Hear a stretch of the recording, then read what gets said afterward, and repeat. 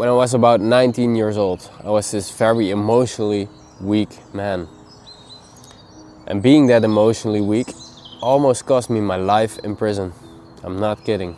I always felt this one emotion the most. It was uncontrollable anger. So at this time, the perfect thing happened to me. I got myself a girlfriend. At least I thought it was like the perfect timing or something, I don't know. I didn't even fix myself. I thought maybe the relationship would fix me. This girl, let's just call her Jessica. Jessica was this very leftist, extremist, also weak and mentally abused girl.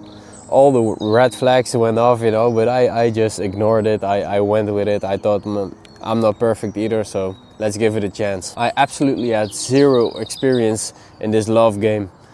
So every time when something went bad, you know, I just went with it. 6 months into the relationship, this toxic relationship, I just had this normal day. I went to school, I went to the gym, hung out with some friends. As I was preparing myself to go to bed, I got this message from this girl. And this girl was basically her best friend. And I already had like this gut feeling of something went wrong, you know. So I finished brushing my teeth, I go to bed. I couldn't see what her messages were, I had it turned off. But basically I was just doom scrolling, and then right before I wanted to go to sleep, I thought, maybe I should just open these messages, you know, see what they're about. She basically said, Kevin, I need to get this off my chest. I don't feel comfortable with it, with this information. But did you know Jessica cheated on you with this guy? I just looked at that message for like 3 full minutes, like a full 3 minutes. I looked at it and I just couldn't believe my eyes. I couldn't believe this actually happened to me. My ego was way too big and it was actually hurt by this. And basically the guy Jessica cheated on me with was a classmate of mine. So that even made me more mad on the guy as well. I instantly texted my best friend. He had some free time. He had this new car. I thought it would be fun for him to come with me as well to see what I'm about to do. The whole fucking night I was up. I didn't go to sleep. I just looked outside of my bedroom window. I didn't even blink, it seems, you know.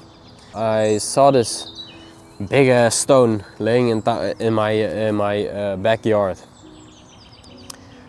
And this stone really grabbed my attention. I don't know what it was. Right now I think it was the devil just influencing me, you know. And I thought I'm gonna pick up that stone tomorrow and I'm gonna bring it with school, you know. I'm gonna bring it with me to school. I was visualizing all these kind of scenes, scenarios in my head, you know. Maybe I just wait for him on his bike and then pull him right off and just start to smack him and then smash his head in with the stone. That was my thoughts, you know. So the next morning my best friend came to pick me up. When he arrived at my house, I went outside, I picked up this stone, but he saw me pick up that stone. And I put it in my little bag, you know. I had this little bag around me and I put it inside of that. And my best friend saw this. And as I entered this car, he said, luckily, he said, Kevin, it's not worth it, man. Leave that stone outside, you know, it's not worth it. And I'm so fucking glad he was by my side at that time, you know. I'm so fucking glad, because otherwise I would have probably killed that guy. I'm not kidding. I didn't actually care about the consequences back then. I wasn't smart enough to actually go through that in my head. So we arrived at school and we went to the storage place for all the bikes, you know. Just waiting for him to turn up. And usually I knew what time he would arrive, but this time he didn't arrive at this usual time. Even my classmates were waiting for him, you know. They didn't know what was about to happen. I was completely silent. I was just shaking in anger. My eyes were probably red as fuck, you know. Eventually the school bell went and I had these kind of like second thoughts, you know. What if he ended up in the hospital or something, you know. But the bad thing is, I was having these second thoughts, and he just right about then arrived at school. And as he parked his bike, I just felt really calm actually. And I thought maybe it's the right thing to just confront him, but verbally, you know, just ask him something. I grabbed him by the shoulder and I turned him to face towards me. And as I did that, he said, "Yo, what's up?" Like nothing happened, you know. He didn't even knew I knew. I looked at him for like 5 full seconds, right in his eyes, filled with rage, you know. I was ready to go. My mind went absolutely blank. And then the punch happened. The next thing I saw was him, like basically on his knees, blood pouring out, like actually pouring out. It was not normal. It was so much blood out of his mouth, out of his nose. It was actually scary for the other people to watch. I still don't know how I punched him, or like, you know, I eventually knew because my best friend was standing behind me and he would tell me all these things. Conscious went back in my mind, and I saw him on his knees, and I thought I should just fucking knee him in his head, you know, and then smash his head in. So I went after him. I sprinted basically after him.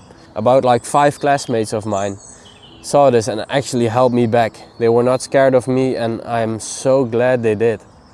They went between us, you know, they held that guy back from me, and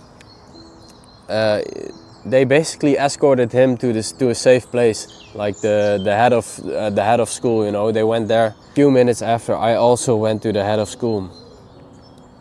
I just basically turned myself in before like the police was getting instructed to get me or something, you know. So I went to the head of school. Luckily, it was only one punch that hit him. Otherwise, it would have been attempt on murder or something like that.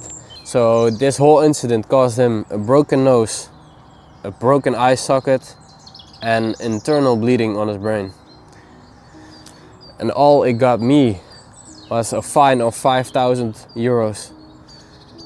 Community service of 100 something hours, and this anger management class.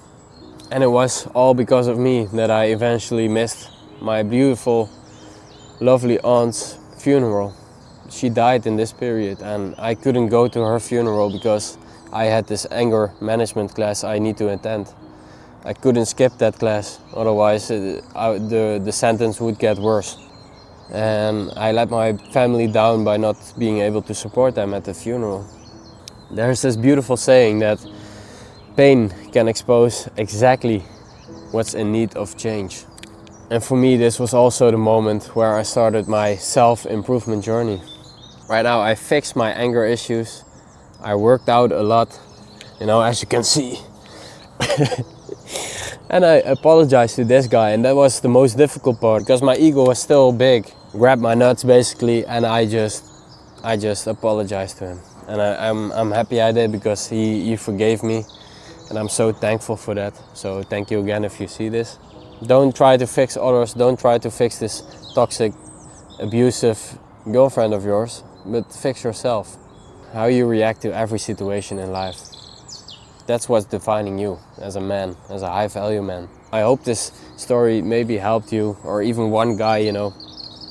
Then I'm already happy. I really would appreciate a comment, a like, a subscribe, you know. I'm really looking forward to help more guys. So thank you, good luck.